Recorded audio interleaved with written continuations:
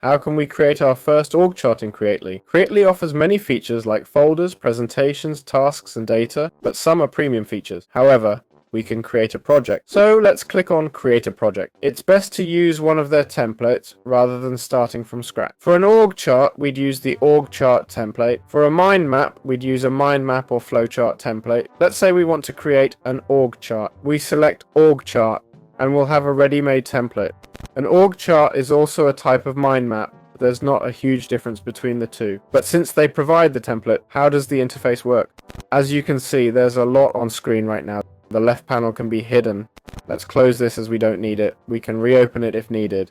Here's the title. We can change the title here. Spotlight me.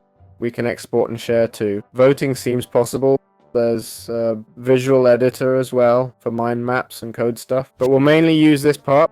We'll use templates. I think it's a mind map. We add it to the workspace. Now we should have a mind map. Not sure where. It's loading. See this one here. We need to use templates. We can add shapes and cards. Just select this. Left click on the map to add it. This card is for tasks. We can add notes, text, lines. Connect this. Yes, it can connect. We link this to whatever we want. We can draw freely. With this A tool here, we can also use the highlighter and add comments. Then we have the shapes section where we can add those kinds of elements. For example, we have this square here. We just grab a rectangle and place it. We can change the rectangle's background, add text inside, change its shape, change the style by clicking here.